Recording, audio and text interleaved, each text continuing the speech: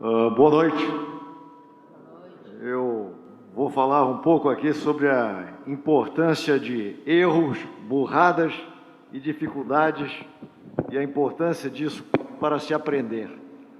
A maioria das pessoas olham a carreira de um empresário e leem no jornal o sucesso que ele teve e acham que aquilo é uma linha reta, que se chega lá com facilidade, não é? E na realidade, acompanhando pelo jornal, você vê se o empresário foi bem sucedido ou então se ele faliu.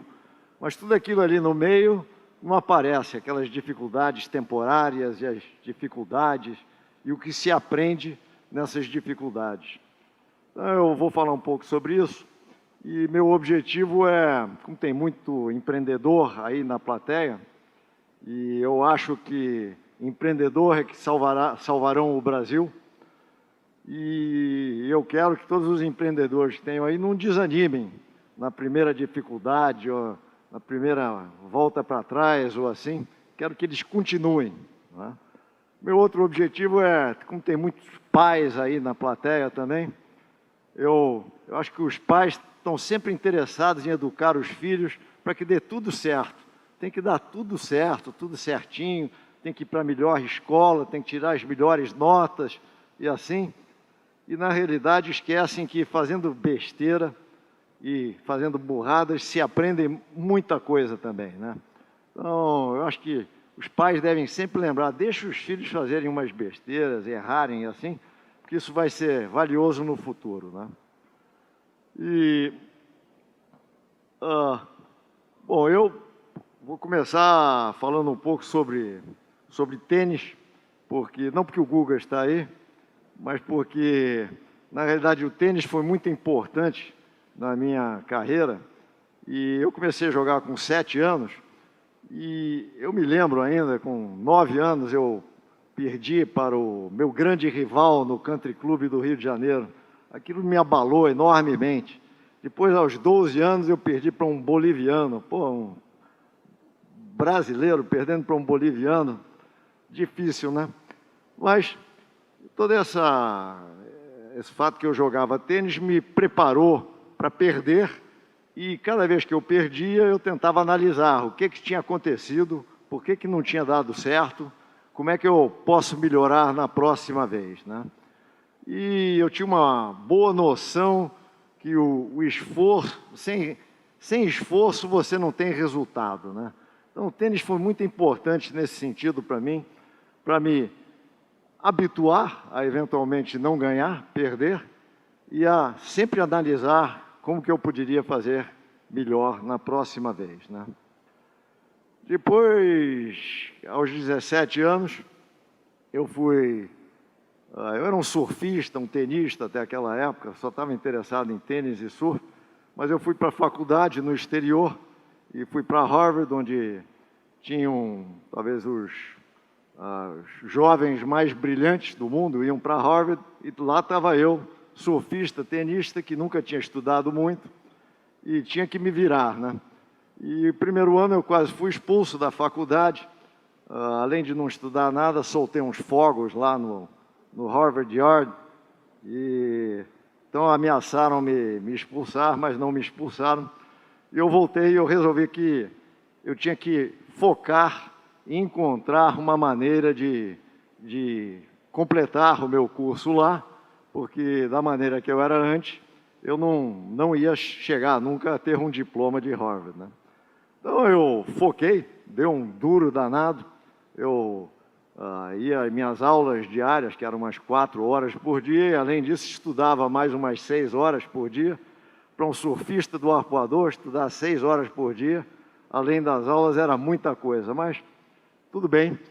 E me obrigou a desenvolver métodos de focar e ter bons resultados com isso. Eu reduzia todos os meus cursos às 5 coisas básicas que eu tinha que aprender nele, e dali eu desenvolvi assim, uma técnica de focar sempre nos 5 pontos básicos.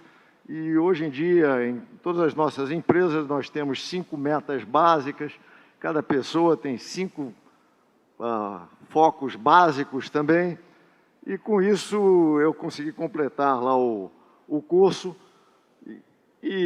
como eu disse, que se eu não tivesse tido as dificuldades iniciais, talvez eu não teria completado, né? Mas por causa da dificuldade, foi que eu tive condições de superar as dificuldades e chegar lá, né? Depois eu passei um ano no exterior jogando tênis, e foi a única época que eu realmente joguei só tênis, e voltei para o Brasil e me juntei a umas pessoas do Ivy League, das melhores faculdades americanas, e montamos uma financeira. Então, meus colegas, meus sócios eram mais velhos do que eu e mais experientes do que eu, todos bem formados em boas faculdades. Falimos em 4 anos, quer dizer, fomos totalmente à falência, né? Bom, aquilo foi um baque colossal, tinha 26 anos e me achava o máximo e descobri que não era tão esperto assim, ou tão inteligente, né? Mas, novamente, as dificuldades me ensinaram muita coisa, né?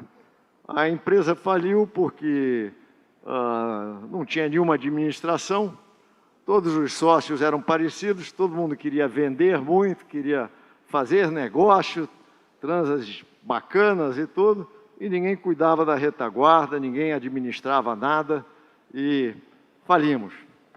Quer dizer, então, bom, aprendi bastante, aprendi que em sociedades e quando você contrata gente, você não deve só ter pessoas parecidas com você, você tem que ter outro tipo de pessoa. E aprendi também que você, em qualquer empresa, tem que ter uma boa administração, senão aquilo não anda para frente. Quer dizer, o goleiro é tão importante quanto o pessoal que está fazendo negócios, né? Dali para frente, então, todas as empresas que eu andei envolvido, sempre dei muita atenção à administração e aos goleiros, e a tratar bem os goleiros da empresa, né? Bom, nessa época também, nessa financeira, teve uma outra ocorrência que me influenciou muito. Eu cuidava da parte de bolsa nessa financeira, e tinha um especulador famoso daquela época nas bolsas que chamava o Mendoncinha. E o Mendoncinha era um especulador enorme, assim. E o Mendoncinha era nosso cliente e decidiu que iria tomar o controle da siderúrgica Belgo-Mineira, que era uma empresa enorme naquela época, cheia de ativos. E ele comprava ações da Belgo-Mineira e ele se financiava em cima das ações, quer dizer, se alavancava, e cada vez mais ele ia se alavancando e se alavancando. E no final, ele também, além de dar as próprias ações da Belgo-Mineira em garantia, ele dava letras de câmbio de uma financeira, e todo mundo achava que aquilo era um lastro bom, porque mesmo que a bolsa caísse, as letras de câmbio serviriam como garantia, né? Bom, o Mendoncinha foi empurrando essa posição, cada vez comprando mais, e acabou estourando. Acabou o dinheiro, ele estourou, mas estourou assim, todo mundo no mercado que lidava com ele perdeu algum dinheiro, e depois se descobriu também que as letras de câmbio que ele dava em garantia eram falsas.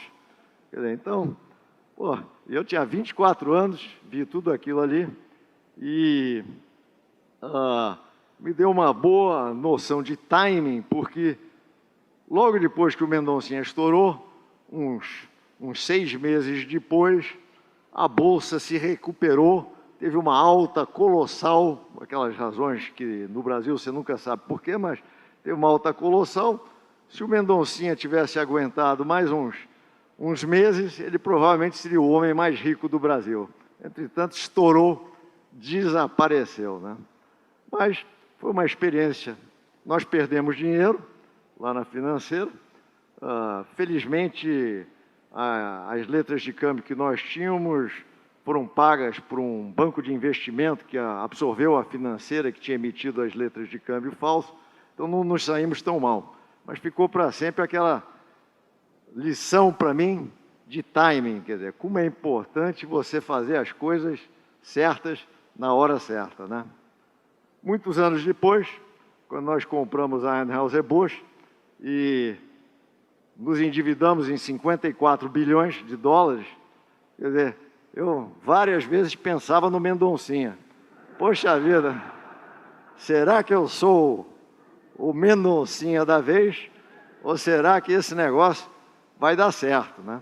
Agora, esse tipo de sentimento você não aprende indo para a escola ou indo para nenhum business school. Você só aprende tendo ali meio participado e tendo apanhado, né? Eu tinha apanhado com o Mendoncinha, quer dizer, então eu achava que estava bem, graças a Deus, deu tudo certo na compra da Anheuser-Busch, não fui o Mendoncinha, estou aqui ainda, né? Bom, depois o próximo sonho grande, depois que a financeira estourou e assim, eu trabalhei no mercado uns anos e acabei juntando um dinheirinho. Eu tinha 200 mil dólares na época, em 71, tinha 31 anos, e decidi comprar uma corretora, uma carta patente corretora. Ia ser a melhor corretora do Brasil, corretora de bolsa, etc. Aí pagamos 800 mil dólares por uma carta patente e um mês depois que nós compramos a carta patente, a bolsa despencou uns 70%. Acabou o negócio de bolsa, de corretagem de bolsa que eu pretendia ser. Aí não tinha alternativa, tivemos que nos virar, inventar algum outro negócio para fazer com a corretora que tínhamos acabado de comprar. E foi uma época que o governo, o Banco Central, introduziu as obrigações reajustáveis do Tesouro e nós passamos a ser os grandes operadores de obrigações reajustáveis do Tesouro. Então, uma coisa que nós pretendíamos ser, não fomos, e outra coisa que estava começando naquela época, deu uma oportunidade enorme para nós, né? Então, a dificuldade do momento nos obrigou a procurar alguma coisa e em alguns anos nós éramos os maiores operadores de ORTN do mercado, né? Então, como eu disse, a coisa nunca é uma linha reta, não é? É sempre tem altas e baixas, e o importante é estar sempre aprendendo com as dificuldades e sempre vendo nas dificuldades uma oportunidade, né? Eu, por exemplo, vejo o Brasil de hoje cheio de dificuldades, todo mundo reclamando aí, como um lugar de muitas oportunidades. Nós estamos aprendendo aí, nós vamos melhorar, vai melhorar, daqui a pouco vai melhorar, porque nós estamos aprendendo. E como eu disse, dificuldade gera a necessidade de melhorar, né? Bom, depois, na corretora que ia ser corretora de bolsa, virou corretora de ORTN, depois virou banco de investimento, e era um sonho grande, né? Era um sonho de fazer o melhor banco de investimento do país, e nós, nesta época, também aprendemos muito a lidar com gente. Nós, no início do Garantia, eu entrevistava umas 1000 pessoas por ano para escolher umas 10, né? E desenvolvemos esse sistema de atrair gente boa, remunerá-los bem, dar uma oportunidade para eles, que hoje em dia é o ponto forte das nossas empresas, né? Nós estamos fazendo os negócios que nós estamos fazendo e as compras nos Estados Unidos que estamos fazendo, porque temos aquela equipe para mandar lá para essas empresas que nós estamos comprando e introduzir a nossa cultura. As próprias empresas americanas de private equity compram as empresas, etc., e contratam um bando de gente que não conhece para mandar para lá. Quer dizer, o nosso sistema é superior por causa de um sistema que nós desenvolvemos no início do Garantia, que era, já que nós não tínhamos dinheiro nem nome, nós tínhamos que competir atraindo as melhores pessoas para trabalharem conosco, né? Bom, o Garantia deu certo também durante 27 anos, foi um bom negócio, mas no final também teve suas dificuldades, como todo mundo mais ou menos sabe, e então aquele sonho grande de ter um banco de investimento poderoso que iria continuar eternamente e assim, também não existia mais e nós decidimos vender o Garantia. O Garantia não sobreviveu como nós pretendíamos, porque basicamente era uma instituição com uma visão de curto prazo, quer dizer, e dali para frente, nos outros negócios que nós passamos a empreender, nós começamos a ter uma visão de construção a um prazo muito mais longo, né? Então, o que eu estou contando um pouco dessas histórias é para vocês perceberem que nunca é uma linha reta para chegar lá, é sempre uma linha de altos e baixos e que sempre se aprende muito com os erros, não é? E que 70% do esforço é em relação a um sonho grande e talvez uns 30% é analisando melhor os erros que você está fazendo e como tirar proveito daqueles erros e como melhorar na próxima.